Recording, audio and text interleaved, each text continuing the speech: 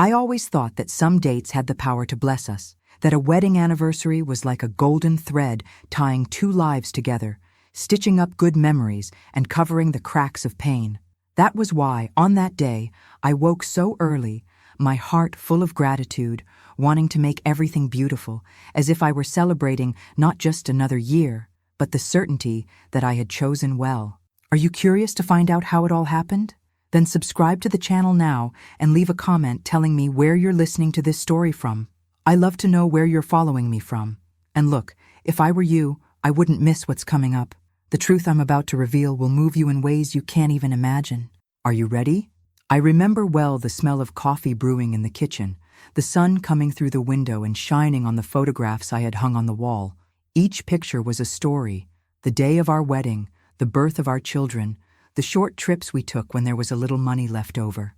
I looked at those images and felt that it had all been worth it, despite the trials, despite the silences that sometimes grew between us. I believed every marriage was like that, made of love, of sacrifice, of hope. It was with that hope that I prepared that supper. I spent the whole day arranging the house. I changed the tablecloth for a lace one that had been my mother's. I set out the nicest dishes. I made a stew he loved so much and baked a simple cake, just so we would have something sweet afterward. I wanted him to see that I remembered everything that bound us, that I did not let time erase the care we should always have for each other. I never imagined that while I was worrying over every detail, he was living out another plan, far from my eyes. When he arrived, he carried a small bag in his hand. He kissed me on the cheek and said he had stopped by the shop to buy me a gift. I suspected nothing. On the contrary, my heart was glad, because it was rare for him to have such gestures of remembrance. I felt chosen all over again. I opened the wrapping carefully and saw a fine chain necklace with a pendant that sparkled in the light of the lamp. He said he had thought of me the moment he saw it. I believed him. I wanted to believe him. We sat down to eat, and he looked tired, but he still smiled. We talked about memories, about the children, about what we dreamed for the future. It was a simple night, but in my memory, I always kept it as one of the happiest we had shared. I went to bed with my heart full, sure that despite everything, we still belonged to each other. The years went by, and I kept remembering that anniversary as a special date. When someone asked what had been our most beautiful day, I always told that story. I spoke about the gift, the conversation, the affection I felt that night. I did not know that as I spoke, I was repeating an invented story. That the necklace I had guarded so carefully was not a symbol of love at all. It was only a disguise, a distraction, so I would not see what he did after supper when he said he was going to the store to settle a bill. It was only now, so many years later, that the truth came. It came from the mouth of someone who had seen it and never had the courage to tell me before. A neighbor who became a widow and decided to unburden her conscience. She was the one who told me that that night, after he left our house, he did not go to any store. He went to meet another woman.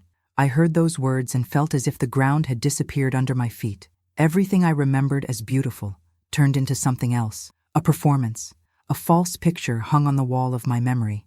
I thought that after so much time, it would not hurt anymore, but it did. It hurt in a different way, not the pain of love betrayed in its hour. It was the pain of having carried a filthy memory as if it were a treasure, the pain of having told that story so many times without knowing it was a lie. I wanted to scream, to rip the necklace from the drawer and throw it away, but I could not. I just sat on the edge of the bed, staring into nothing, feeling a sadness so deep it did not fit inside me. I sat there, recalling every detail, the smell of the stew, the way he looked at me across the lamp flame, his hands holding out my gift. I relived it all with new eyes, and I realized that time does not always erase pain. Sometimes it only lulls it to sleep, waiting for the right moment to wake. That night, after the neighbor left, I walked through the house in silence. I touched the photographs hanging on the wall. I laid my hand on the lace tablecloth stored in the cupboard. I wanted to find some sign that it had not all been a lie, some trace that at least part of that love had been real. But I do not know. Perhaps I will never know. And that was how I discovered that the worst betrayal is not only when it happens, it is when it hides itself inside the happiest day, when it dresses itself up as a gift, a smile, a promise. It was that day, so many years later, that I understood that even after all the time gone by, it still hurts to find out you were the only one loving. I thought a lot about that necklace after I learned the truth. It was still kept in the same place where I had put it on the day he gave it to me, in a little wine-colored velvet box at the back of the drawer where I kept my few adornments. For all those years, I looked at that pendant with tenderness. I would tell myself it was proof of his care, of the affection that still existed even after so much time together. And that was precisely what hurt the most when I found out, knowing that even the gift I had held as a symbol of love was only a curtain to distract me. On that anniversary, I suspected nothing. I remember well how he came in carrying the little bag. I was setting the table, arranging the cutlery, when I heard his footsteps on the porch. My heart even beat faster, because he so rarely brought me presents. When he came in and smiled in that quiet way, I felt such happiness that it brought tears to my eyes. He said he wanted to see me looking pretty, that he had chosen that necklace thinking of me, and I believed him, because it was easier to believe than to imagine he had another life outside our home. After supper, I placed the little box in the nightstand and went to sleep with my soul at peace. I felt cherished. I felt safe. That night, I lay down with the certainty that we had overcome every difficulty and that our love was stronger than anything. I did not know he had gone out afterward, that the gift was nothing more than a way to keep me distracted while he went seeking comfort in another's arms. The years passed, and that necklace became almost like a talisman to me. I wore it on special dates, on the grandchildren's birthdays, at town celebrations. I always thought, he gave this to me on our day. Each time someone admired it, I felt a quiet pride, like someone carrying a beautiful story around her neck. I did not know that the story was another, that the bright little pendant hid a night of lies. When the neighbor told me, I went home with weak legs. I entered the bedroom and opened the drawer. I picked up the box carefully, as if it were something alive. I opened it and stared at the necklace as though facing an enemy. For a moment, I thought of throwing everything away, but my hand did not obey. I could only close the box and press it against my chest, because even knowing about the betrayal, part of me still remembered the woman who had believed. I spent a long time sitting on the edge of the bed, thinking about everything that gift had meant to me.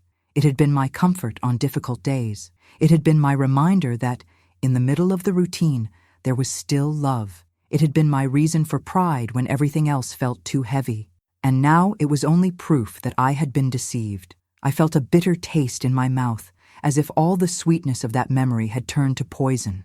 I know many people might think it is foolish to suffer so much over an object, but it was not only the necklace. It was everything it represented. It was the certainty I had carried for so long that that day had been real.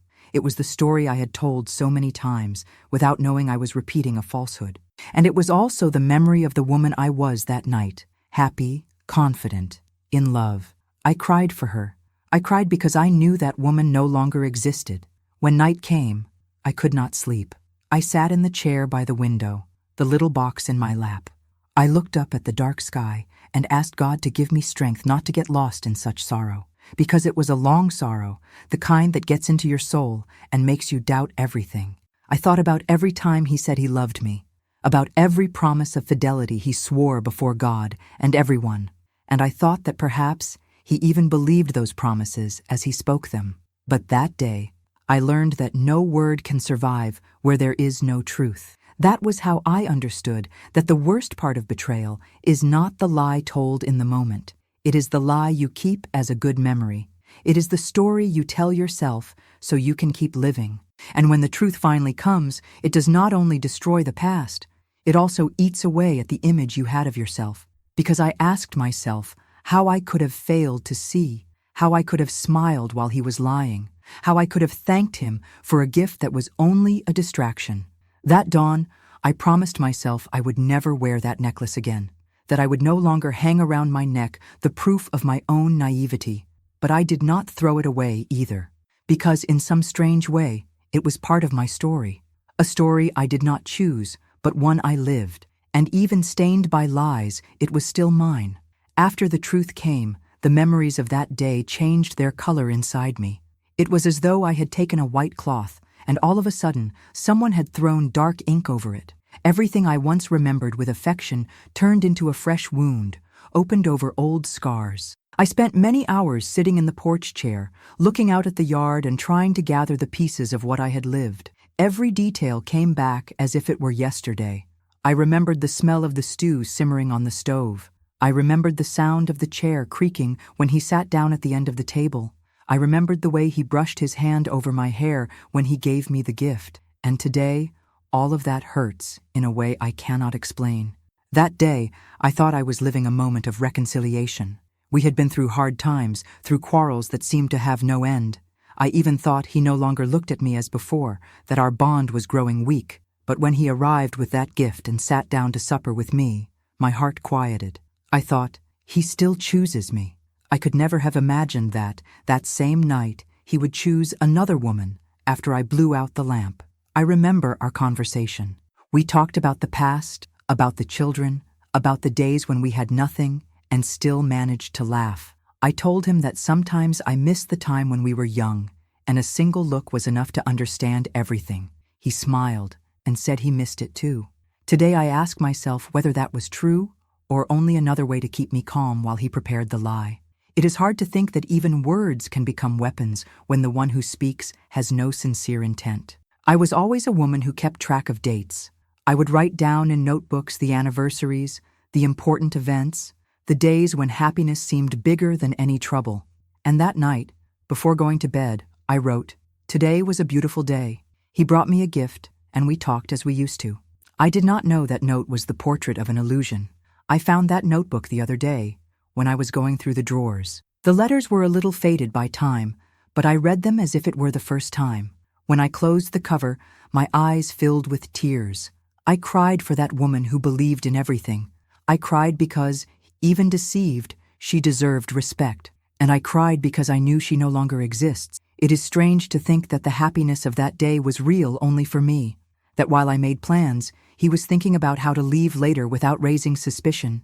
That while I was storing each gesture as proof of love, he was only trying to keep up appearances. I do not know if any part of him felt guilt, perhaps he did, but that no longer changes anything, because the pain of being deceived is a solitary pain. No apology has the strength to erase a memory that has turned into something else. I stayed awake the whole night after I learned the truth. Every hour that passed, I remembered another detail that once seemed simple and now feels offensive. The way he held my hand before leaving, saying he would be right back. The way he thanked me for the supper, with that soft voice and eyes that would not meet mine. In that moment, I should have understood, but I did not want to see. I preferred to believe everything was fine. Perhaps that is what hurts the most, knowing that I also betrayed myself when I closed my eyes to reality.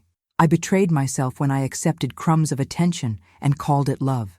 I betrayed myself when I told that story so many times, proudly, as if it were the testimony of the happiness I had searched for so long. But as much as it hurts, I know those memories are mine. They belong to me, even if they are ugly, even if they have lost their shine. And today, I think maybe it is better to know the truth, even when it wounds you, than to live clinging to a beautiful lie, because at least this way, I can choose what to do with this pain. Before, I had no choice at all. I keep thinking that the truth never arrives all at once. It comes leaving small signs scattered everywhere, like little shards of glass we try not to step on. I know that if I had had the courage to look closely, I would have seen everything much sooner, but I did not want to, because seeing would have meant admitting that my marriage was not as solid as I told everyone it was. The first clue appeared long before that anniversary. It was on a Sunday when he said he needed to go out after lunch to settle some accounts at the store. I did not think it strange. He had always been the one to manage the house payments and see to what was necessary. But that day, he took so long that I even peeked out the window, looking for the cart returning. When he finally came back, he said he had met an acquaintance and gotten caught up in conversation. I wanted to believe him, because suspicion is like a crack. If you pick at it, it grows. Then came other little things, the scent of perfume that was not mine, the exaggerated care with his clothes, the coins he would count and recount before leaving. I noticed it all, but I swallowed it. I told myself it was only in my head, because admitting that a man could betray the very one who stood beside him every day was too painful for me in those days. There was also the way he started looking at me differently. Before, he looked at me with calm, with that affection of someone who knows every wrinkle and every memory. But little by little, his gaze grew evasive. When I spoke, he seemed far away, as though his thoughts were somewhere else. I noticed, I felt it, but I preferred to stay silent, because my fear of losing what we had was greater than any courage I might have had. I remember a night when I woke and realized he was not in bed. I got up slowly, my heart racing, and found him sitting at the edge of the yard, his elbows resting on his knees. I asked if everything was all right, and he said he had only gone out to get some air. I believed him, or at least I pretended to believe him, because the truth is that we always know when the person who lives with us is carrying a secret. When our wedding anniversary came, I already had that tightness in my chest, but I chose to ignore it.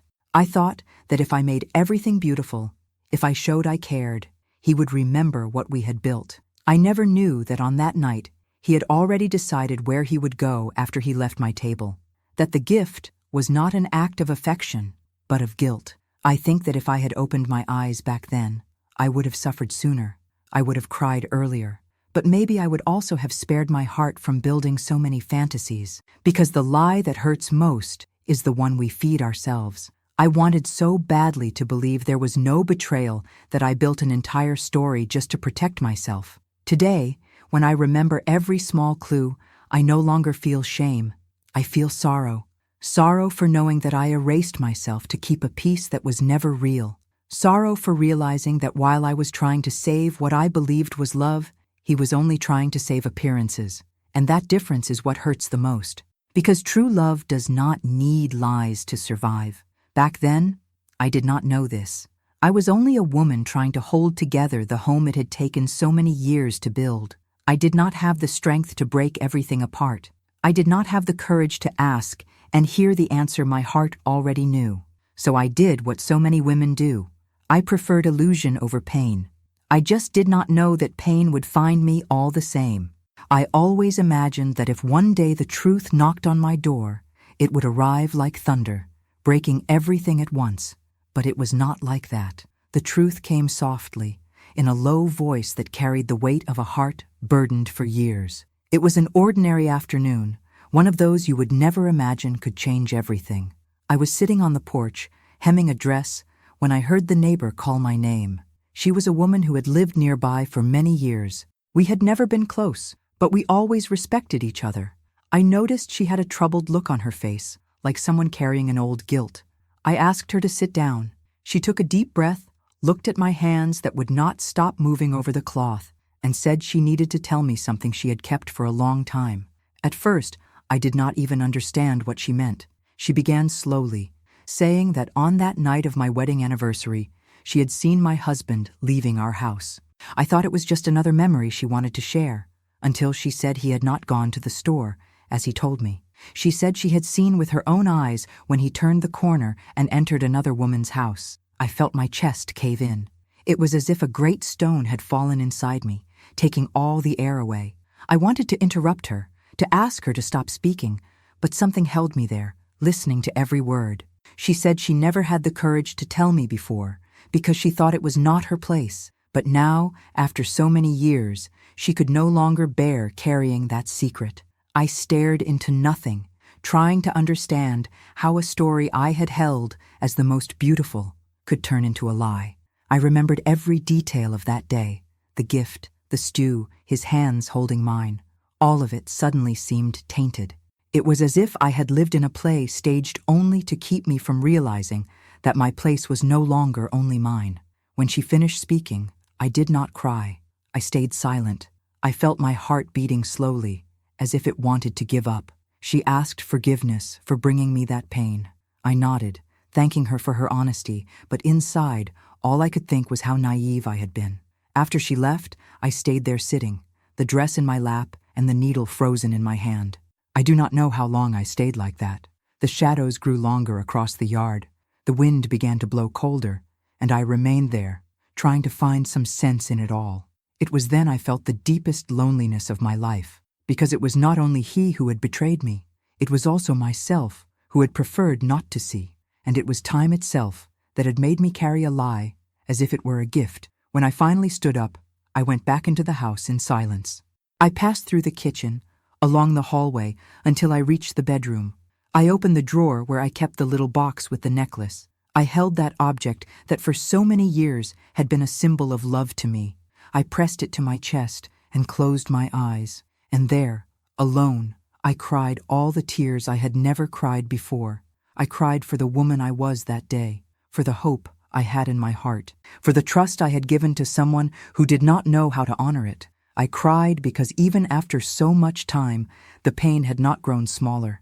It had only grown quiet, waiting for the right moment to knock me down. That night, I did not close my eyes to sleep.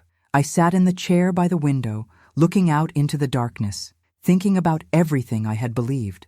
And I realized that the truth, however painful it may be, is still better than illusion, because at least it gives us the chance to begin again without deceit. I thought that after so many years, nothing could surprise me anymore, that I had already lived everything a woman can live by a man's side. I believed pain became smaller as time passed, that memory softened, that the heart learned to resign itself. But I discovered it is not so. There are truths that even when they arrive late, still have the strength to shake the foundations of an entire life. That night, after the neighbor left, I walked through the house as if I were walking through a strange place. Every room seemed different, as if it had turned into a stage where I was only a spectator. I laid my hand on the furniture, on the photographs, on the objects that for so long I counted as witnesses of our story, and everything felt distant, as though it no longer belonged to me. I sat on the edge of the bed and thought of how many times I had repeated that story about our wedding anniversary. I told it with pride.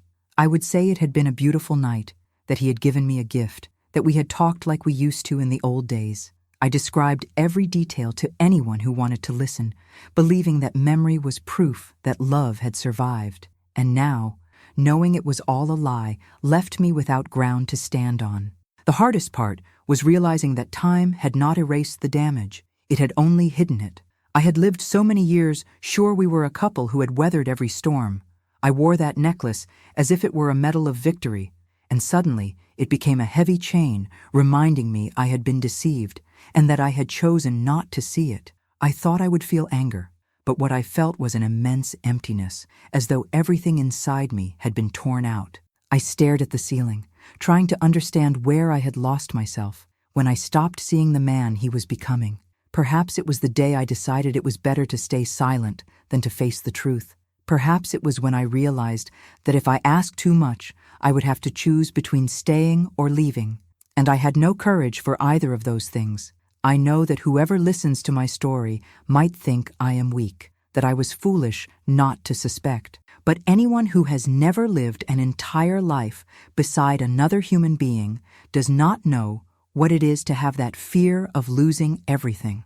I preferred the illusion because it gave me peace, even if it was false. I preferred to tell that beautiful story because it made me feel I had chosen well. And for many years, that was enough to keep me standing. But that dawn, the truth lifted the veil I had placed over my own eyes. I saw myself as a woman who believed too much, who trusted more than she should have, and who now had to gather the pieces of what remained, not to throw them away, but to understand that life is also made of these hidden pains, pains we carry in silence.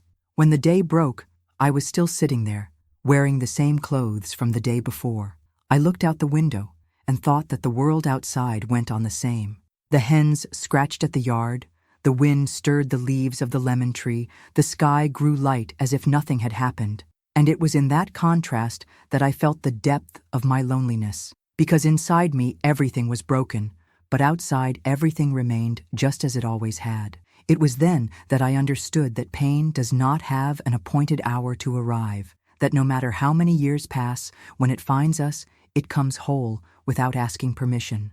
And it was in that moment I promised myself that from then on, I would not pretend anymore. I would not tell invented stories. I would not use gifts as proof of love. I would simply be myself, with my truth, even if it hurt until the end. After I learned everything, my mind returned many times to that day. It was as if my memory insisted on showing me every detail, but now under another light, a harsher and colder one. I relived everything with new eyes, the eyes of someone who finally had the courage to see the truth she once preferred to ignore. I remembered the morning when I woke early and decided to make everything perfect. I remembered the lace tablecloth I laid over the table, the smell of the stew that began to fill the house, the sound of the wind slipping through the crack in the door. Everything seemed simple and beautiful at that hour. I thought I was building another good memory for our story. Today, I realize I was only deceiving myself with all the care I poured into each gesture. When he arrived, I felt the joy of a young girl. My heart beat fast just to see he had remembered to bring a gift. He came in smiling, set the bag on the table, and hugged me in that restrained way of his, which I interpreted as shyness. Today, I know that hug was not made only of affection. It was also an unspoken apology he did not dare to say aloud. I remember the moment I unwrapped the gift. The shine of the necklace made my eyes fill with tears. I said it was beautiful, that he did not need to trouble himself. He smiled, but said nothing. He only looked at me in silence, as if waiting for some absolution. I, who knew nothing, gave him the pardon he did not ask for, with my gratitude of a woman who believes. Supper was peaceful. I kept the conversation going, telling stories from the days when we had nothing and still felt complete. He listened, nodded, but his gaze wandered far. I thought he was only tired, that he was worried about the bills or some pain he did not want to share with me. Today, I see it was guilt. It was fear of being found out. I remember clearly the moment he said he needed to go settle a bill at the store. I wanted to ask if he could not leave it for another day, but in the end, I stayed quiet. Because I was never a woman to question much. I always thought trust was this, accepting the other's word without demanding proof. It was there I was mistaken. It was there I laid my heart in the hands of someone who did not know how to care for it. After he left, I sat alone, looking at the table still set, the rest of the stew in the pot, the wrapping paper on the floor. I felt a quiet satisfaction, as if I had fulfilled my part, as if that night were the symbol that everything was well between us. I never suspected that in that moment he already had another destination in his mind. That while I thanked God for that husband, he was thinking how to return home without leaving traces. Today, when I close my eyes, I can no longer separate what was truth from what was pretense. I wonder whether, at any moment that night, he thought of giving it up. If he felt the desire to stay there with me, to honor the love we promised each other. But I will never know. Because betrayal, besides destroying trust, also steals the certainty of what was sincere. Reliving that anniversary feels like watching a film I know by heart, but with a different ending. An ending without reconciliation, without tenderness, only silence and deceit. It is a strange feeling to look back and realize that all my devotion was not enough to keep him from choosing another path. Even so, no matter how it hurts, I do not regret the woman I was. I was a woman who believed, who gave everything she had in her heart, who loved fully. If there was any failure, it was not mine. It was his, who did not know how to honor the trust he received. And that is why today, when I think of that day, I try not to feel only pain. I try to remember that even while deceived, I lived truly. I was sincere in every word, every care, every prayer I made for us. And that part, no one can take away from me. There were many nights when I sat on the edge of the bed, asking myself whether he would ever have the courage to tell me the truth, whether he would look into my eyes and confess that he never went to the store that night. I imagined that scene so many times it felt real. I pictured him coming in, sitting in the kitchen chair, lowering his head and telling me everything without excuses. And then he would ask for forgiveness in a broken voice, as someone who finally recognized the harm he had done. But that scene never happened. He kept living as if nothing had happened, as if I still believed the story he had invented. And that was what hurt me most. It was not just the betrayal itself. It was the silence. It was the pretending repeated for so many years that it nearly convinced me. I think that if he had come to me to confess, perhaps it would have been easier to forgive. Because when someone has the courage to own what they did, you can see a trace of honesty among the lies. But he preferred the comfort of omission. He preferred to play the part of the good husband who had never done wrong. I know there are those who say that after so much time, it made no difference to know, that life had already moved on, that I should have left the past buried. But whoever says that has never carried in their heart a story built out of fantasy. I needed to know the truth, however bitter it was, because I did not want to spend the rest of my days telling a memory that did not belong to me. After I discovered everything, I spent weeks unable to look at him the same way. When he spoke to me, I answered, but I felt my voice coming from a faraway place. It was as if an invisible wall had risen between us, a wall built of his silence and my sorrow. Even so, I kept doing my tasks, caring for the house, preparing meals, because life does not stop just because the truth arrives. There was an afternoon when he asked me why I was so quiet. I looked at him and almost told everything. The truth climbed into my throat like a trapped cry.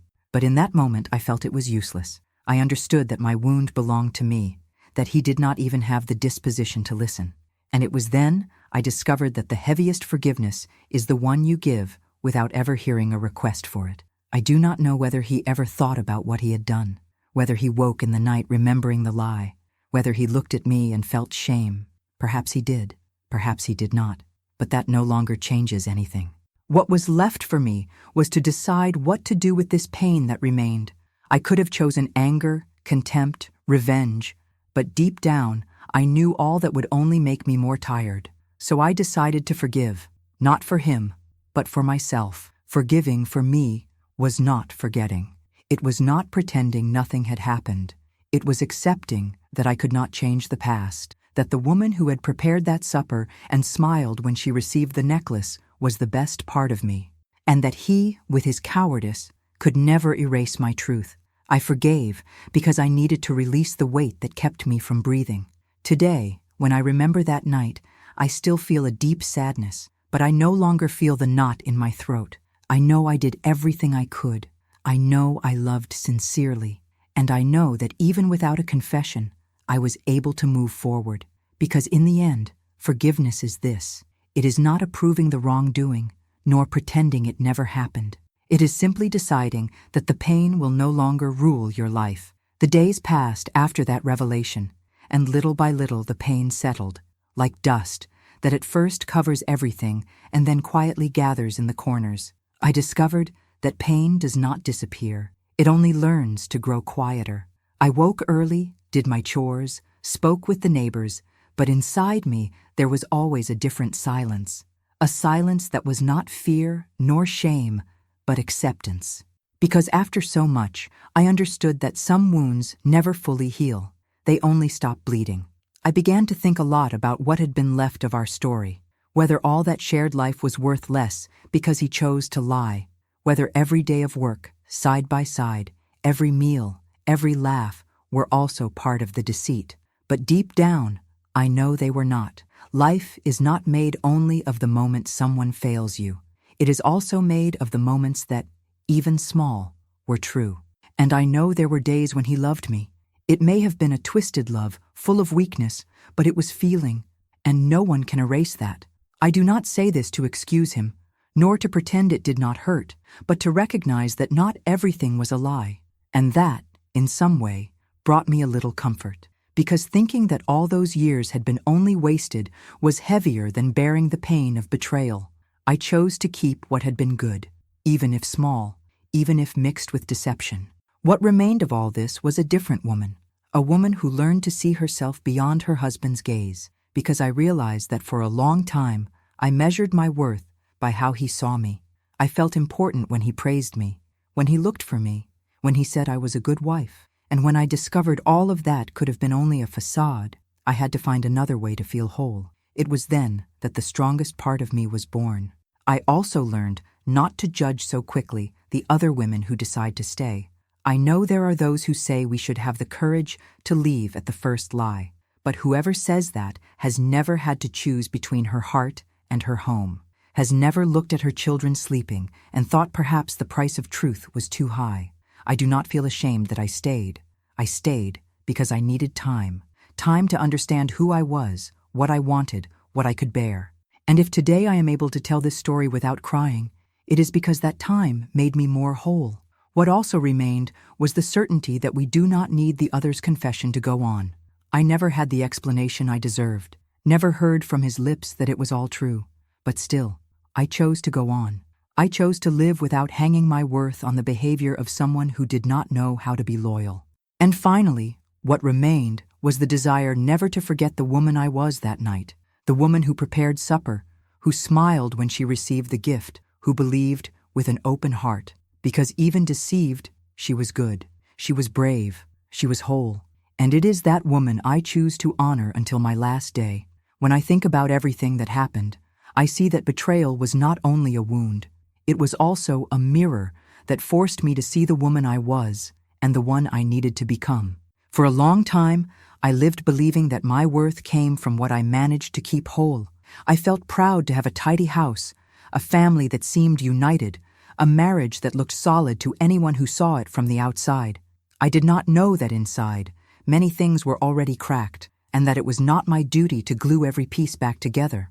After I discovered the truth, I began to walk differently within my own life. I stopped being in a hurry to please. I stopped measuring each gesture so no one would see there was sadness in my eyes. I understood that being strong is not enduring everything in silence. It is having the courage to look in the mirror and say, I deserve more.